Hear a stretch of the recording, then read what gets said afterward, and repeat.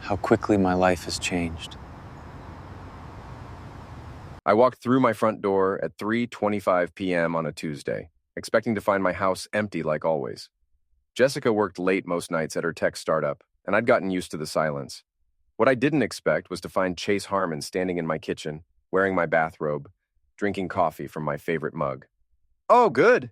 You're home early," Jessica said, not even looking up from her phone. She was leaning against the granite countertop I'd paid for, still in her work clothes but barefoot. Her blonde hair was mussed in a way that told me everything I needed to know. Chase had the decency to look uncomfortable for about half a second before that trademark smirk spread across his face. "Hey there, Ethan. Hope you don't mind me borrowing this." He tugged at the robe's collar. "Jessica said you wouldn't be back until 6. I set my keys down slowly, taking in the scene. Empty wine glasses on the counter, Jessica's blouse draped over the back of a chair, Chase's gym bag sitting by the door like he lived here. "Well," I said, opening the refrigerator and grabbing a beer, "this is cozy." Jessica finally looked at me, and I saw something in her eyes I'd never seen before. Not guilt, not embarrassment, calculation. "Ethan, we need to talk." She crossed her arms. "Things have changed around here, and you need to accept the new arrangement." I popped the beer open and took a long drink. "New arrangement?" Chase stepped closer to Jessica, putting his hand on her lower back in a gesture that was clearly meant to establish territory. "Look, man, I know this is awkward, but Jessica and I have been seeing each other for 6 months now. We're not hiding it anymore." 6 months? I nodded slowly. "That's specific. The thing is," Jessica continued, and her voice had that crisp HR director tone she used when she was firing people, "I'm not asking you to leave. You can stay here if you want, but you need to understand that Chase is part of my life now. Part of our life." I almost laughed. Almost. "Our life?" "I've thought this through very carefully," she said, pulling out her phone and swiping to what looked like notes. "You can have the guest room. Chase and I will take the master bedroom. We'll split household expenses 3 ways, which actually works out better for everyone financially." Chase nodded enthusiastically. "It's really the most mature way to handle this, don't you think? No lawyers, no messy divorce, no splitting assets, just 3 adults making it work." I stared at them both for a long moment. Jessica looked so confident, so sure of herself. Chase looked like he was trying not to laugh. And suddenly, I realized something that made my chest tight with anger. They thought I was pathetic. They thought I was so weak, so dependent, so utterly defeated that I'd actually agree to this insanity. "You know what?" I said, finishing my beer and setting the bottle down with a soft clink. "You're absolutely right. This is much more mature." Jessica blinked, clearly surprised. "Really?" "Oh yeah, very progressive, very modern." I walked over to the kitchen island where my laptop sat charging. "There's just one tiny detail we should probably sort out first." "What's that?" Chase asked, and I could hear the smugness in his voice. I opened my laptop and logged into my banking app. "Well, since we're splitting expenses 3 ways now, I should probably move some money around. Make sure everyone has access to their fair share." Jessica nodded. "That makes sense." I started typing, transferring funds from our joint checking account to my business account. All of it, every penny. "And Jessica, honey, since you've been planning this for 6 months, I'm sure you've already talked to a lawyer about the prenup, right?" Her face went pale. "The what?" "The prenup. You remember? The one you insisted we sign before we got married? The one that specifically states that any business assets I owned before our marriage, or developed during our marriage through my sole efforts, remain my separate property." Chase frowned. "What business assets?" I turned the laptop screen toward them, showing the balance in my business account. $10.3 million. "My little hobby business. The one you always said was a waste of time, Jessica. The one you told me to shut down so I could focus on real work." Jessica's mouth opened and closed like a fish. That's not possible. E-commerce logistics, baby. Turns out there's good money in it when you know what you're doing." I closed the laptop and smiled. "But don't worry. I'm sure your HR salary will cover your share of the mortgage just fine." Chase looked confused. "Wait, what's happening here?" "What's happening," I said, walking toward the stairs, "is that I'm going to pack a bag and head to my warehouse for a few days while I figure out my next move. You 2 kids have fun playing house." "Ethan, wait." Jessica grabbed my arm. "You can't just take all the money." I looked down at her hand on my arm, then back up at her face. "Actually, I can. It's my money, from my business, that you wanted nothing to do with." I gently removed her hand. But hey, look on the bright side. You've got Chase here to help with expenses. I'm sure his social media consulting business is doing great. Chase's face went red. I make good money. I'm sure you do, champ. I started up the stairs, then paused and looked back. Oh, and Jessica, you might want to read that prenup again, especially the part about adultery and asset forfeiture. Sleep tight, you two. I could hear them arguing in hushed, urgent voices as I packed my bag. Jessica's voice was getting higher and more panicked by the minute. Chase sounded like he was trying to calm her down, but there was an edge to his voice now, too. 20 minutes later, I was walking back down the stairs with a duffel bag and my laptop case. They were sitting at the kitchen table, Jessica's face buried in her hands, Chase staring at his phone. Ethan, Jessica said without looking up, we can work this out. We can talk about this. I think we're past talking, don't you? I headed for the door, then stopped. Oh, one more thing. I'm having the locks changed tomorrow. So, if you're planning to stay here, you might want to make sure you're home when the locksmith arrives. You can't lock me out of my own house? Jessica stood up so fast her chair fell over. I turned back to her, and for the first time since I'd walked in, I let her see how angry I really was. Watch me. The last thing I heard as I closed the door was Chase saying, Jessica, how much money did you say this house cost? Pete Kowalski was waiting for me at the warehouse when I pulled up at sunset. He was sitting on the loading dock smoking a cigarette and watching the traffic on Route 1. Pete had been with me since the beginning, back when my hobby business was just me and him packing boxes in a rented garage. Rough day, boss? He asked, flicking his cigarette into the parking lot. You could say that. I grabbed my bags from the car. Jessica decided to redecorate the house. New furniture, new arrangement, new boyfriend. Pete whistled low. That social media pretty boy from her office? The very one. I unlocked the warehouse door and hit the lights. The space hummed to life. 30,000 square feet of organized chaos. Inventory stacked 20 feet high, conveyor belts, packaging stations, and in the back corner a small office that I'd been thinking about converting into an apartment. So, what's the plan? Pete asked, following me inside. First, we lock everything down. Change all the passwords, secure all the inventory, make sure Jessica can't get her hands on anything business-related. Already done, Pete grinned. Soon as you texted me, I changed every password in the system, even the Wi-Fi. This is why I kept Pete around. Ex-military, loyal as a dog, and smart enough to anticipate problems before they became disasters. What about the financial stuff? Called the bank, the accountant, and the lawyer. Everything's locked down tight. Your wife can't touch a penny without your signature. I felt some of the tension leave my shoulders. Good. What else? Well, Pete said, leaning against a stack of boxes, I might have done a little reconnaissance this afternoon. Oh? Drove past your house around 4:30. Saw your neighbor, Mrs. Dalrymple, out watering her flowers. She was very chatty. Mrs. Dalrymple was 73 years old and knew everything that happened in our neighborhood before it happened. She was also the kind of woman who believed that infidelity was a sin punishable by public humiliation. What did she have to say? Apparently, your wife and her boyfriend have been carrying on for months. Mrs. D's exact words. She's seen him coming and going at all hours, sometimes staying overnight when you were out of town on business. I felt my jaw clench. What else? She also mentioned that Jessica's been telling people around the neighborhood that you two are working through some issues, and that Chase is just a friend helping her with some personal projects. Personal projects. That's what she said. Oh, and get this. Jessica told Mrs. Henderson from 3 houses down that you've been having financial problems and might have to sell the house. I stared at Pete. She what? Yep. Been setting you up as the bad guy for weeks now, making it sound like you're the reason for all the problems in the marriage. The anger I'd been holding back all afternoon finally boiled over. I grabbed the nearest box and hurled it across the warehouse. It exploded against the far wall, spilling packing materials everywhere. Feel better? Pete asked. No. But actually, I did feel a little better. She's been planning this whole thing. The ultimatum today wasn't spontaneous. She's been working up to it for months. Looks that way. And she thought I'd just roll over and take it. Thought I was so pathetic that I'd actually agree to live in my own house while she played happy couple with her boyfriend. Pete lit another cigarette. So, what are we going to do about it? I looked around the warehouse, at the business I'd built from nothing while Jessica was climbing the corporate ladder, at the empire she'd dismissed as a hobby while she was planning to humiliate me.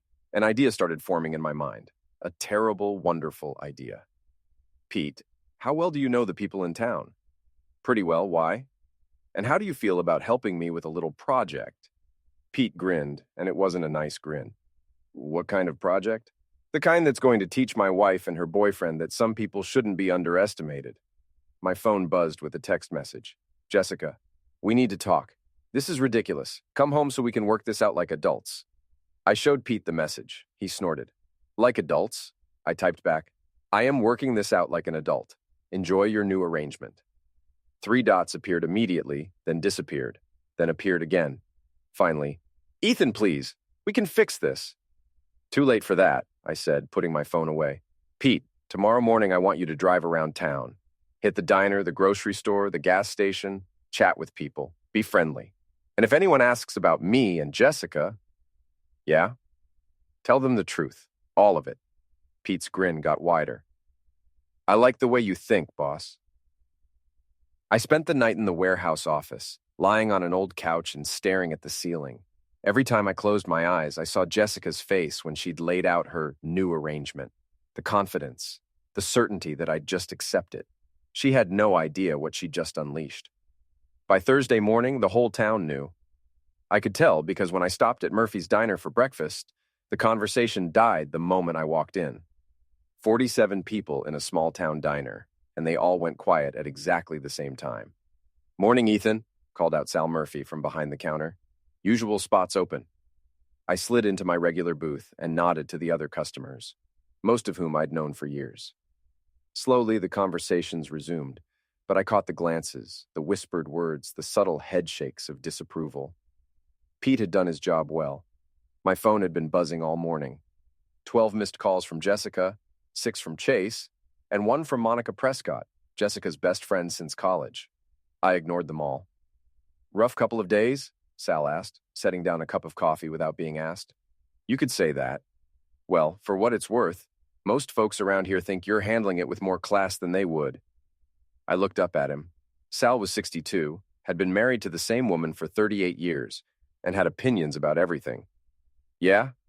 Let's just say if someone pulled that nonsense on my Martha, there'd be more than just hurt feelings.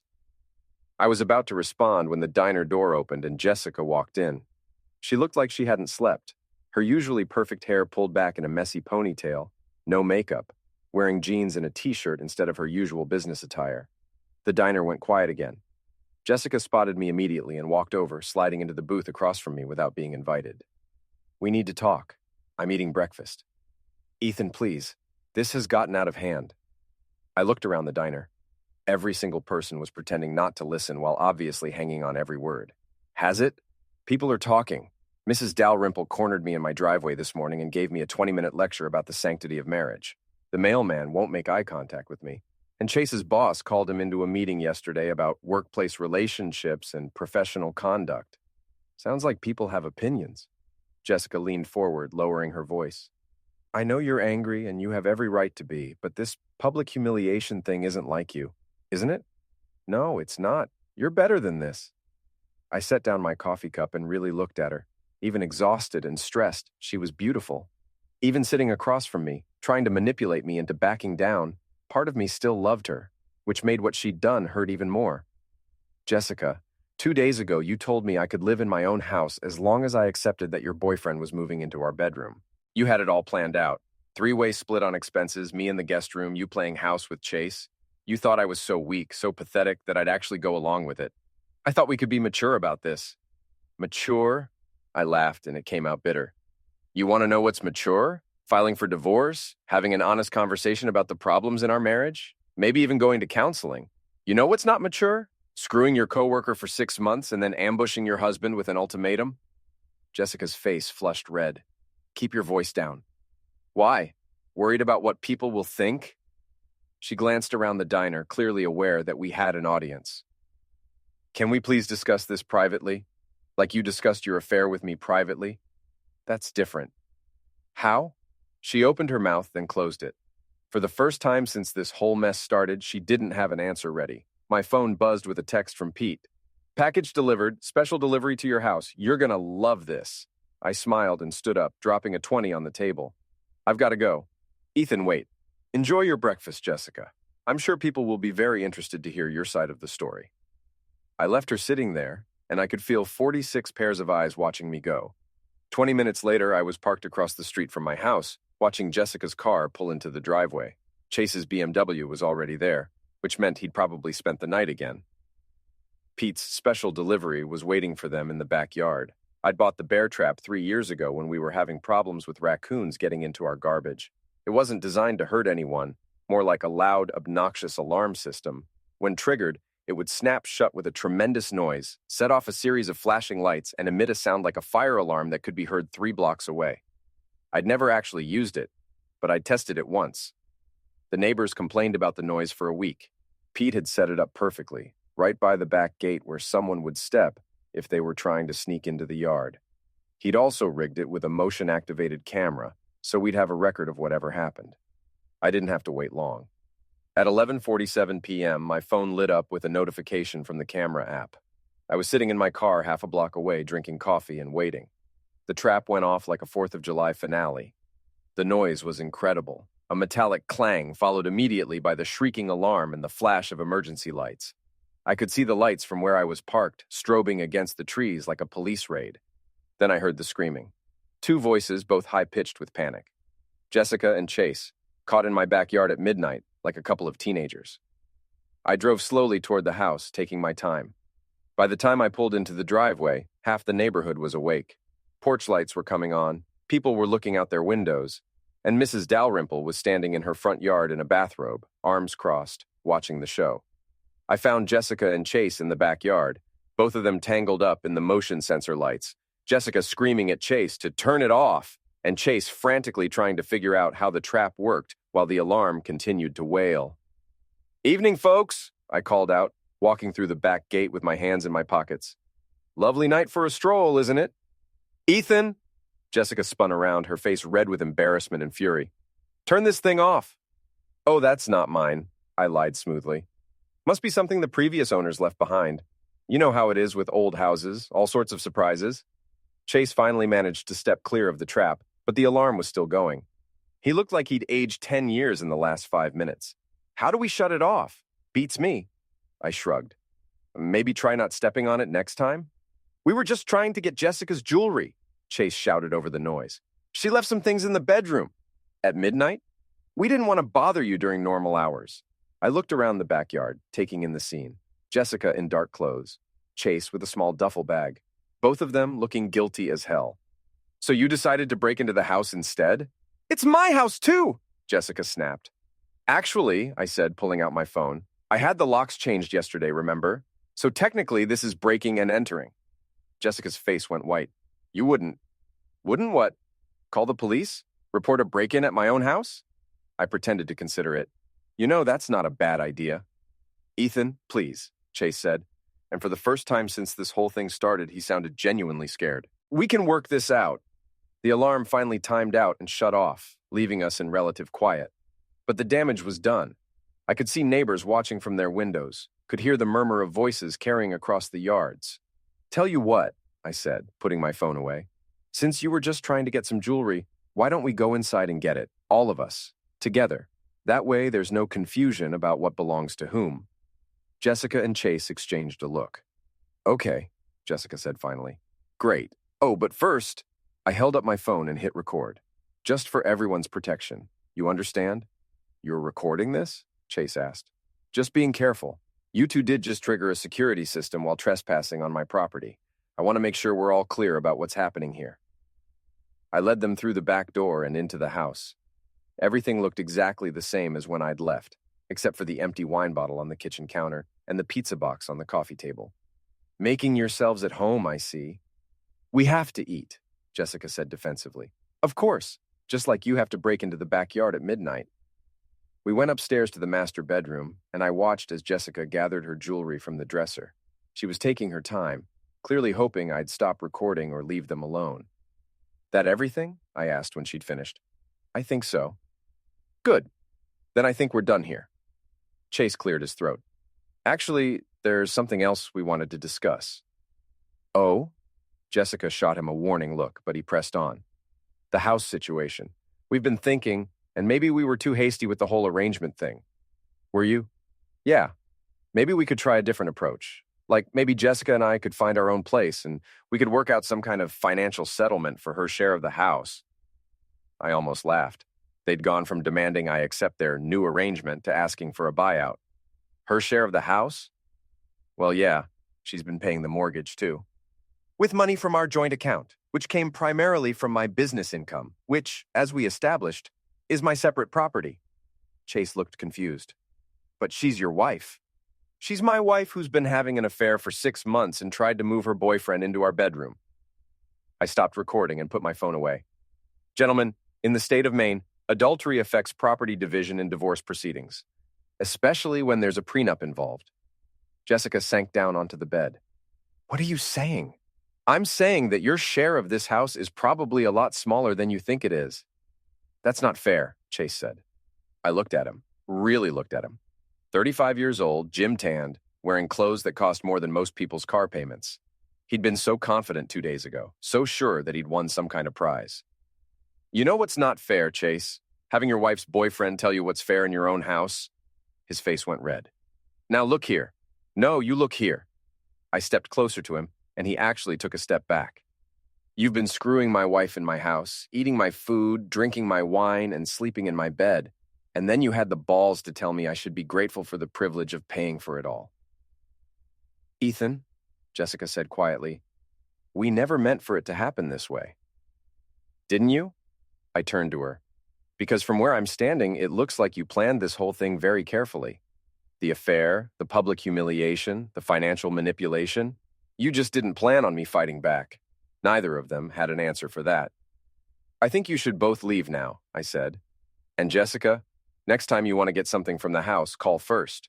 Or better yet, have your lawyer call mine. I walked them to the front door and watched as they got into Chase's car. As they drove away, I noticed Mrs. Dalrymple was still standing in her yard, arms crossed, shaking her head in disapproval. Quite a show tonight, she called over. Not my choice, Mrs. D. I know, dear. Some people just don't have any shame. As I went back inside, my phone buzzed with a notification. The motion camera had uploaded the entire incident to my cloud storage. Jessica and Chase, caught red-handed, looking guilty and panicked and ridiculous. I had a feeling that video was going to come in handy. Friday morning brought a new level of chaos. My phone started ringing at 6 a.m. with a call from Monica Prescott, Jessica's best friend and chief enabler. Ethan, we need to talk. Do we? What you're doing to Jessica is cruel and unnecessary. She made a mistake, but she's trying to make it right. I was lying on the couch in my warehouse office, staring at the ceiling. Monica, Jessica didn't make a mistake. She made a choice. 6 months of choices. She was unhappy in the marriage. You can't blame her for seeking comfort elsewhere. I can blame her for not talking to me about being unhappy before she started screwing her coworker. Monica's voice got sharp. There's no need for that kind of language. There's no need for you to be calling me at 6 in the morning to defend your friend's affair, but here we are. Look, I'm trying to help both of you here. Jessica is willing to go to counseling, willing to work on the marriage, but you're making that impossible with all this public drama. I sat up, suddenly interested. She wants to work on the marriage? Yes. While she's still living with Chase? Silence. Monica, is Chase still staying at my house? That's complicated. It's really not. Either he's there or he isn't. Jessica needs support right now. She's going through a difficult time. She's going through a difficult time. I stood up and started pacing. Monica, let me ask you something. If your husband came home and found you in bed with another man, and then you told him he could stay in the guest room while your boyfriend moved into the master bedroom, how do you think he'd react? That's different. How? Because, she trailed off, clearly realizing she didn't have a good answer. Right. Look, Monica, I appreciate your concern, but Jessica made her choice. Now she gets to live with the consequences. You're destroying her reputation. I'm not destroying anything. I'm just not covering for her anymore. I hung up and immediately called Pete. How's the reconnaissance going? Better than expected. I've been making the rounds, and let me tell you, people have opinions. Such as? Well, turns out Chase has been bragging about his situation at Murphy's Bar. Been telling people he's got the best of both worlds. A beautiful woman and no financial responsibility. My grip tightened on the phone. He said that. Direct quote from Tommy Martinez, who was sitting 2 stools down. Chase said, and I quote, "Why buy the cow when you can get the milk for free and have someone else pay for the barn?" The anger that shot through me was so intense I had to sit down. What else? Jessica's been telling people at her office that you're having a nervous breakdown, says you're being irrational and vindictive, and that she's worried about your mental state. Of course she is. But here's the interesting part. I talked to my buddy Dave, who works maintenance at her building. Apparently, Jessica and Chase have been pretty obvious about their relationship at work. Public displays of affection, long lunches together, leaving together every night. Dave says everyone in the building knows about it. So Jessica's the HR director. And according to Dave, the company has a strict policy about workplace relationships, especially between people in positions of authority. I felt a slow smile spread across my face. Does it now? Yep. And get this, Chase isn't just some social media consultant. He's a contractor. Jessica's been signing off on his invoices. That sounds like a conflict of interest. Doesn't it just... I was quiet for a moment, thinking, Pete, I need you to do something for me. Name it. I need you to find out everything you can about Chase's business. Tax records, client lists, income statements, everything. That might take some time. We've got time. What else? Well, I drove past your house this morning. Chase's car was still in the driveway, but there was something else interesting. What? Moving truck. I sat up straight. What kind of moving truck? Small one, like a U-Haul. And I saw Chase loading boxes into it. They're moving out? Looks like it. But here's the weird part. Jessica's car wasn't there. Just Chase and another guy I didn't recognize. My mind raced. If they were moving out, where were they going? And why was Jessica not involved? Pete, I need you to follow that truck. Carefully. Don't let them see you, but find out where they're going. On it, boss. I spent the rest of the morning working, trying to focus on inventory reports and shipping schedules, but my mind kept wandering. Around noon, Pete called back. You're not going to believe this. Try me. They moved Chase's stuff to a storage unit on the other side of town. The whole thing took about 2 hours, and then Chase drove to Jessica's office. He's at her work? Yep. Been there for about an hour now. Interesting. What about Jessica? Haven't seen her since yesterday. I was about to respond when my phone beeped with another call. Jessica. Pete, I'll call you back. I switched to the other line. Hello, Jessica. Ethan, we need to meet, in person. There are things we need to discuss. Such as? Not over the phone. Can you meet me at Murphy's Bar at 7 tonight? Murphy's Bar was neutral territory, public enough that we couldn't have a screaming match, but private enough for a serious conversation. Why there? Because I have something to tell you, and I'd rather do it somewhere we won't be interrupted. Fine, 7 o'clock. And Ethan, come alone. She hung up before I could ask what she meant by that. At 6:45, I was sitting in my car outside Murphy's, watching the parking lot. Jessica's car was already there, along with about a dozen others. Friday night was always busy at Murphy's. I walked in to find Jessica sitting in a corner booth, nursing what looked like a vodka tonic. She'd cleaned up since yesterday, hair done, makeup on, wearing the blue dress I'd bought her for her birthday last year. You look nice, I said, sliding into the booth across from her. Thank you. She looked nervous, which was unusual for Jessica. She was normally unflappable in social situations. So, what did you want to talk about? She took a sip of her drink, then set it down carefully. I want to apologize. I blinked. Excuse me? You were right. About everything. The affair, the ultimatum, the way I handled all of this. It was wrong, and I'm sorry. I stared at her, looking for the catch. Okay. I know you don't believe me, and I don't blame you. But I've had time to think about what I did, and I realize how terrible it must have been for you. It was pretty terrible. I want to make it right. How? She reached into her purse and pulled out a folded piece of paper. I had my lawyer draw this up. It's a separation agreement.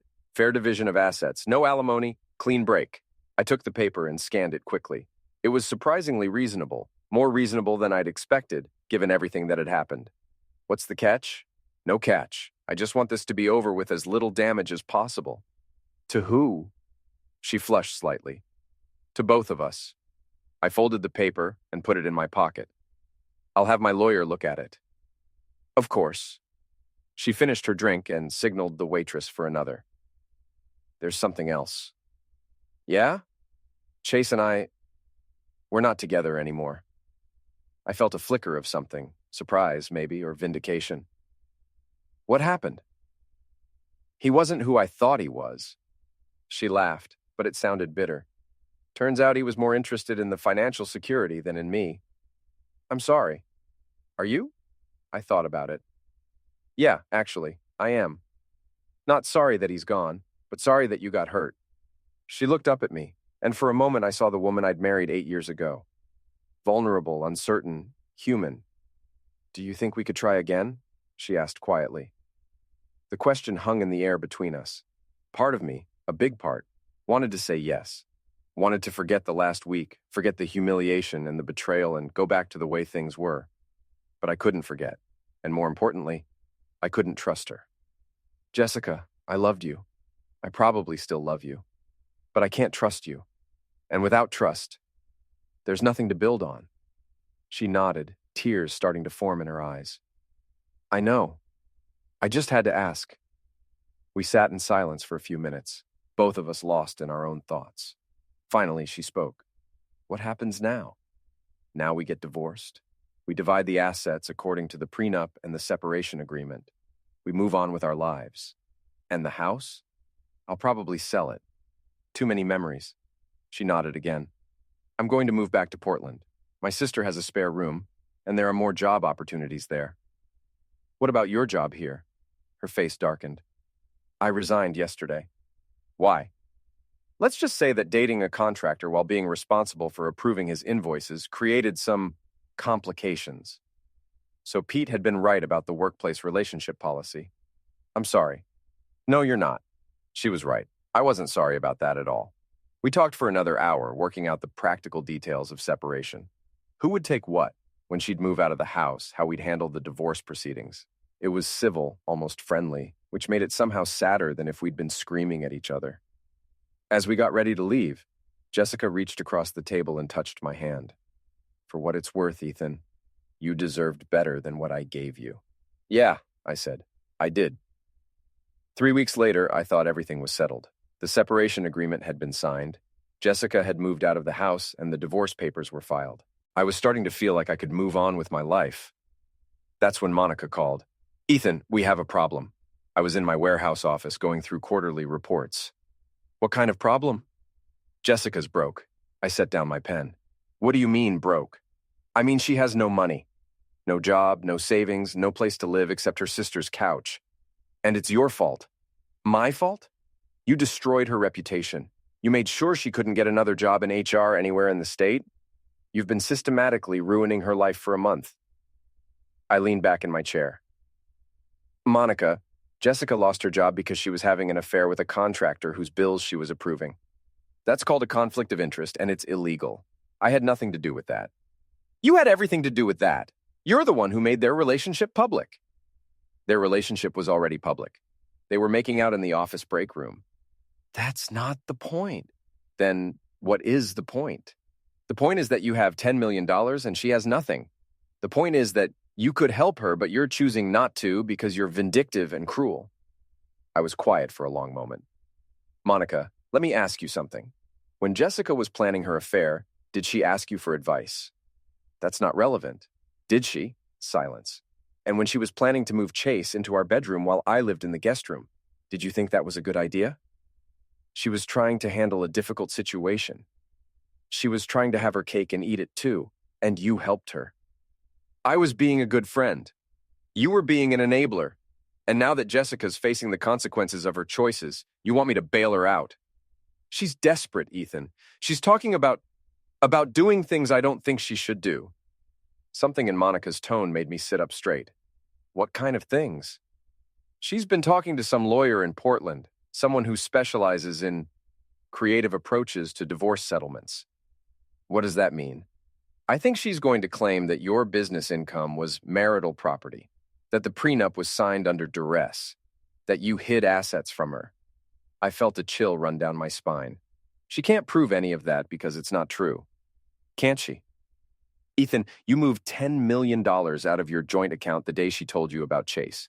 You changed all your business passwords, locked her out of financial records, and started transferring assets. A good lawyer could make that look like you were hiding money.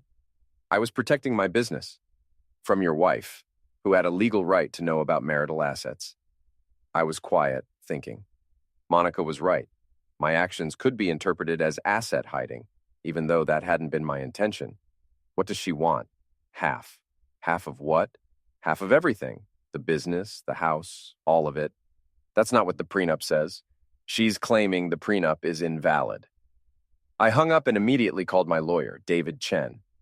David had handled the prenup originally, and he'd been representing me in the divorce proceedings. Ethan, I was just about to call you. We have a problem. Let me guess. Jessica's challenging the prenup. How did you know? Lucky guess? How bad is it? Potentially very bad. She's claiming that she didn't have independent legal counsel when she signed the agreement, that you pressured her into signing it, and that the terms are unconscionable given the current disparity in your assets. She had a lawyer. I remember him. She had a lawyer for about an hour, and he was someone you recommended. Her new attorney is arguing that constitutes a conflict of interest. I rubbed my forehead, feeling a headache coming on. What are our options? We fight it. But Ethan, I have to tell you, she's got a decent case. Prenups get thrown out all the time, especially when there's a significant change in financial circumstances during the marriage.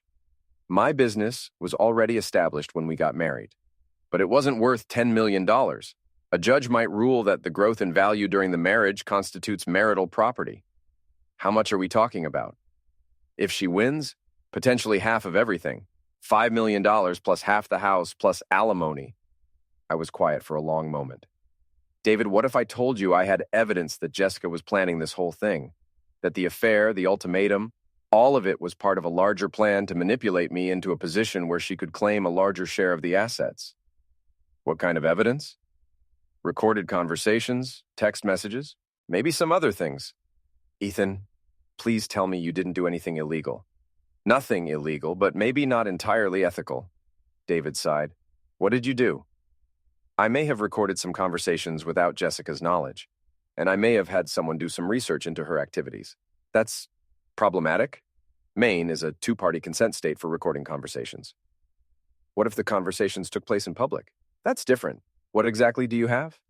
I thought about the recordings I'd made at Murphy's bar, the videos from the security cameras, the financial records Pete had dug up on Chase's business dealings. Enough to prove that Jessica wasn't the innocent victim she's claiming to be. I need to see everything. Can you come in this afternoon? On my way. I spent the next 3 hours in David's office going through everything I'd collected over the past month. The recordings, the videos, the financial documents, the witness statements Pete had gathered from people around town. This is comprehensive, David said when we'd finished. Is it enough? To prove that Jessica was having an affair? Absolutely. To prove that she was planning to defraud you? Maybe. The problem is that having an affair doesn't invalidate her claim to marital assets. What about the ultimatum? The attempt to move Chase into our house? That shows poor judgment, but it's not illegal, and her lawyer will argue that it was an attempt to preserve the marriage rather than end it. I leaned back in my chair, frustrated. So what do? We negotiate, use what we have to pressure her into accepting the original separation agreement, and if she refuses, then we go to court and hope for the best. That evening, I was back at the warehouse when Pete knocked on my office door. Boss, we've got company. I looked up from my computer. What kind of company? The kind that's been sitting in a car across the street for the last 2 hours, taking pictures? I walked to the window and looked out. There was a dark sedan parked under a streetlight, and I could see the silhouette of someone in the driver's seat. Private investigator? That'd be my guess. Jessica's lawyer? Probably. I watched the car for a few more minutes, then made a decision. Pete, I need you to do something for me. What's that? I need you to find out everything you can about Jessica's new lawyer, and I mean everything. Legal stuff? Everything. Where he went to school, what cases he's worked on, who his other clients are, what kind of reputation he has. You thinking what I think you're thinking? I'm thinking that if Jessica wants to play hardball, we should know who we're playing against. Pete grinned. I'll make some calls. The next morning, I woke up to find a process server at my warehouse door. Jessica was officially challenging the prenup and demanding half of all marital assets, including my business. The war was back on. 2 days later, Pete walked into my office with a manila folder and a grim expression. Boss, you're going to want to sit down for this. I looked up from the legal documents I'd been reviewing. What did you find? Remember how I was supposed to research Jessica's lawyer? Yeah. Well, I found some interesting connections. Pete opened the folder and spread out several photographs. Meet Richard Sloan, Esquire. Graduated from Suffolk Law, practices out of Portland, specializes in high-asset divorce cases. I looked at the photos. Sloan was a thin man in his 50s, expensive suit, confident smile. Okay. Now look at this. Pete handed me another photo. It showed Sloan sitting at a restaurant table with two other people. I recognized one of them immediately. Is that Monica? Yep, and the other guy is someone you know too. I looked closer at the third person in the photo. It took me a moment to recognize him without his usual gym clothes, but when I did, my blood ran cold. Chase, taken 3 days ago at that fancy seafood place downtown. They had a very cozy dinner together, lots of conversation, lots of document sharing. I stared at the photo, pieces clicking into place in my mind. They're working together. Gets better. I did some digging into Sloan's recent cases. Turns out he's got a very specific pattern. He targets men with significant assets who are going through messy divorces. He helps the wives challenge prenups by creating evidence of asset hiding and financial manipulation. What kind of evidence? The kind that involves staging situations to make the husband look bad. Like, for instance, getting the husband to move large amounts of money right before filing for divorce. The realization hit me like a physical blow. The ultimatum. Exactly. Jessica didn't give you that ultimatum because she thought you'd accept it. She gave it to you because she knew you'd react exactly the way you did, by protecting your assets, which she could then use as evidence that you were hiding money from her. I sank into my chair, my mind reeling. The whole thing was a setup. From the beginning, the affair, the public humiliation, the moving in together, all of it was designed to push you into doing exactly what you did. But Chase was really having an affair with her. Oh, he was sleeping with her, sure. But according to my sources, he was also getting paid for it. I looked up sharply. Paid? Pete handed me another document. Bank records. Chase has been receiving monthly payments from an LLC that traces back to Richard Sloan. $5,000 a month for the last 6 months. They paid him to seduce my wife. They paid him to help your wife create grounds for a bigger divorce settlement. The affair was real, but it was also business. I felt sick. Not just angry, but physically nauseated by the scope of the betrayal. What about Monica? She's been working with Sloan for over a year. Apparently, she feeds him information about her friends' marriages, helps identify potential targets. Targets. Men with money and wives who are willing to play along. I stood up and walked to the window, trying to process what I'd learned. Jessica hadn't just betrayed our marriage, she'd conspired to defraud me, with help from her best friend and a lawyer who specialized in exactly this kind of scheme. Pete, I need you to get me everything. Bank records, phone records, meeting schedules, everything you can find on all three of them. Already on it. But boss, we need to be careful. What they're doing might be unethical, but it's not necessarily illegal. And if we're not careful about how we gather evidence, it could get thrown out of court. What do you suggest? I suggest we beat them at their own game. I turned back to him. How? Pete's grin was sharp as a knife. By giving them exactly what they want. That afternoon, I called David Chen and told him I wanted to settle. Ethan, are you sure? We haven't even had a chance to review all the evidence Pete gathered. I'm sure. Set up a meeting with Sloan. Tell him I'm willing to negotiate. What are you thinking? I'm thinking that sometimes the best way to catch a fish is to let it think it's winning. The meeting was set for Friday afternoon at Sloan's office in Portland. I drove down with David, both of us quiet during the hour-long trip. I'd spent the previous 2 days preparing, and I felt as ready as I'd ever be. Sloan's office was exactly what I'd expected. Expensive furniture, impressive law books, photographs of him with local politicians and business leaders. The man himself was smaller than he'd appeared in the photos, but he had the kind of presence that filled a room. Mr. Mallory, he said, standing to shake my hand. Thank you for coming. I think we can resolve this matter to everyone's satisfaction. Jessica was already there, sitting at a conference table with Monica beside her. She looked different, more polished, more confident than she'd been at Murphy's bar. This was the Jessica who'd planned to destroy me, not the broken woman who'd apologized for her mistakes. Hello, Ethan, she said coolly. Jessica. We sat down across from each other, lawyers flanking us like seconds in a duel. Now then, Sloan began, opening a thick folder, I think we can cut through a lot of the usual back and forth and get straight to the heart of the matter.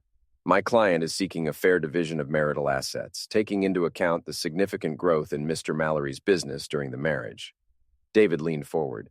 The prenup clearly states, The prenup, Sloan interrupted, was signed under circumstances that raise serious questions about its validity.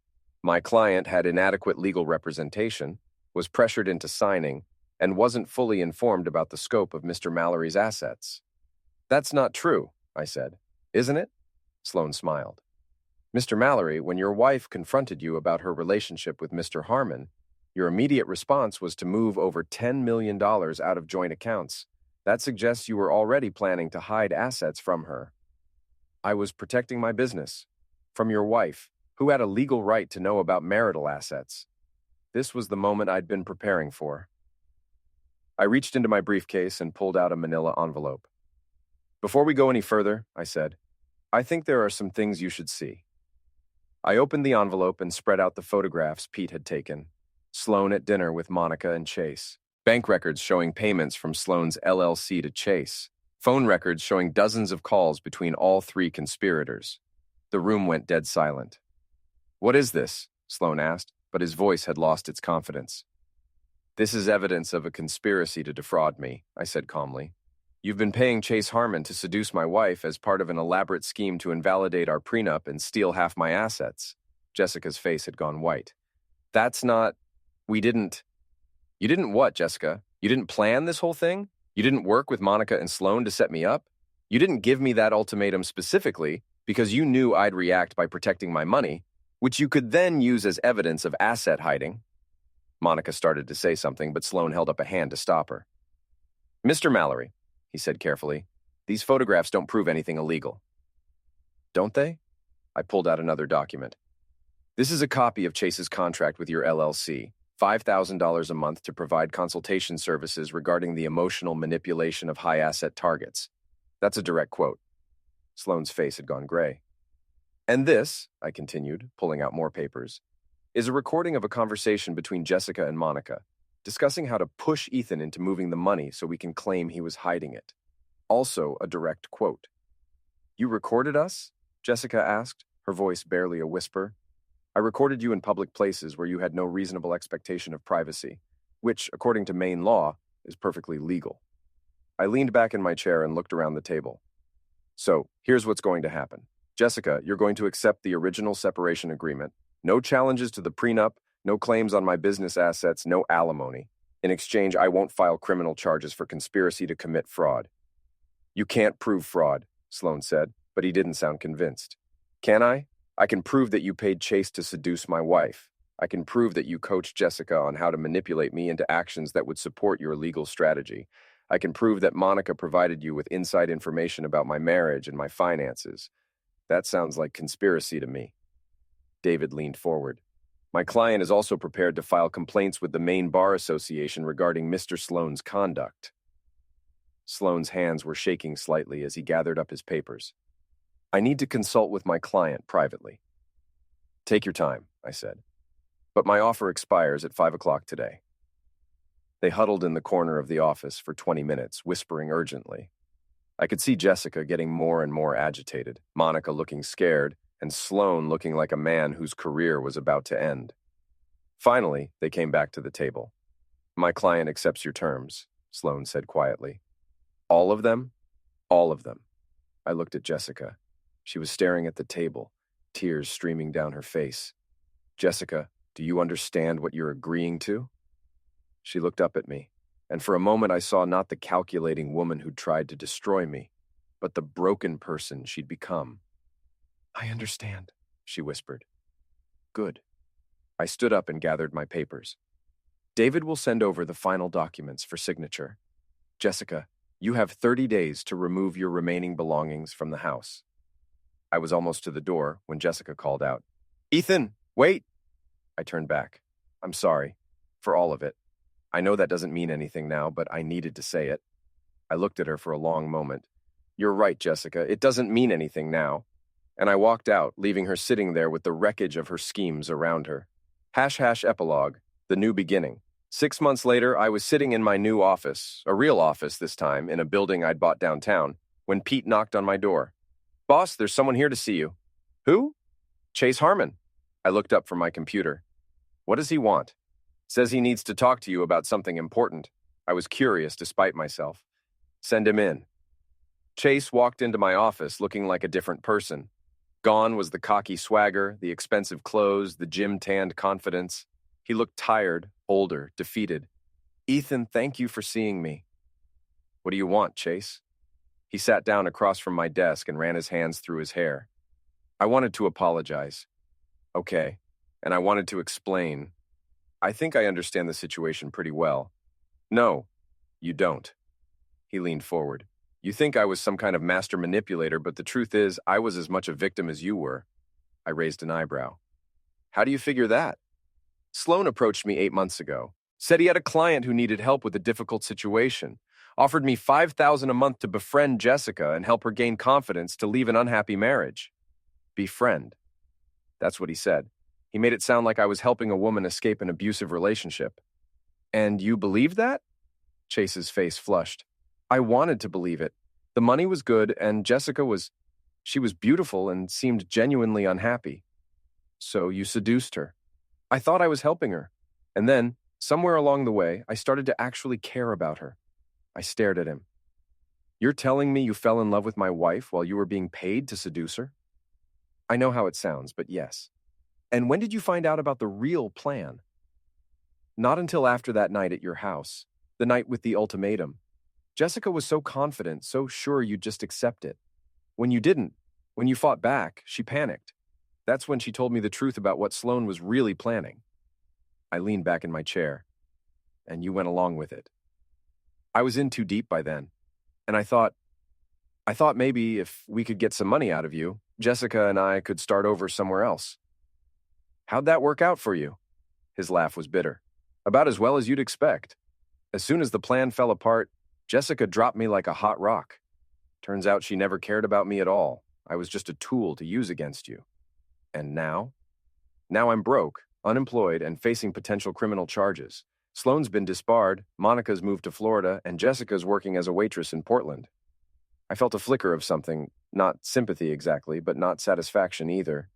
"What do you want from me, Chase?" "Nothing. I just wanted you to know that I'm sorry, and I wanted you to know that what happened to you wasn't fair. You didn't deserve any of it." He stood up to leave, then paused at the door. "For what it's worth, Ethan, Jessica was wrong about you. You're not weak. You're not pathetic. You're one of the strongest people I've ever met." After he left, I sat in my office for a long time thinking about everything that had happened. The betrayal, the anger, the revenge, the justice. It had taken 6 months, but I finally felt like I could close this chapter of my life and move on. My phone rang, interrupting my thoughts. It was Pete. "Boss, I just got off the phone with our lawyer. The divorce is final." "Good. Also, I got some news about Jessica." "I don't need to hear it, Pete." "You sure? It's kind of interesting." I thought about it. Part of me was curious, but a bigger part of me just wanted to be done with all of it. "I'm sure. The past is the past." "Fair enough. So what's next?" I looked out my office window at the town I'd called home for 8 years. It was a good place, full of good people who'd supported me when I needed it most. I'd built a successful business here, made real friends, created a life worth living. Next, we keep building. We keep growing. We keep moving forward. "Sounds like a plan, boss." I hung up and turned back to my computer, but before I could start working, there was another knock on my door. "Come in." This time it was Sarah Mitchell, the owner of the bookstore downstairs. We'd been having coffee together occasionally over the past few months. Nothing serious, just two people getting to know each other. "Hi, Ethan. I hope I'm not interrupting." "Not at all. What's up?" "I was wondering if you'd like to have dinner tonight. There's a new restaurant in Freeport I've been wanting to try." I looked at her, really looked at her. She was pretty in a quiet way, with kind eyes and an easy smile. She was honest, straightforward, uncomplicated, everything Jessica hadn't been. I'd like that very much. "Great. 7 o'clock? Perfect." After she left, I realized I was smiling. For the first time in months, I was genuinely looking forward to something. I thought about Jessica, probably serving tables in some Portland diner, living with the consequences of her choices. I thought about Chase, broke and alone, finally understanding what it felt like to be betrayed by someone you trusted.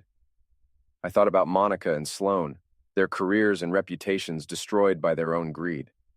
I should have felt satisfaction, victory, revenge. Instead, I just felt free. I picked up my phone and called Pete one more time. "Yeah, boss. That news about Jessica, what was it? She got arrested last week. Apparently, she tried to run the same scam on some other guy. Didn't work out so well the second time." I was quiet for a moment. "Pete? Yeah? Don't tell me anything else about her, ever.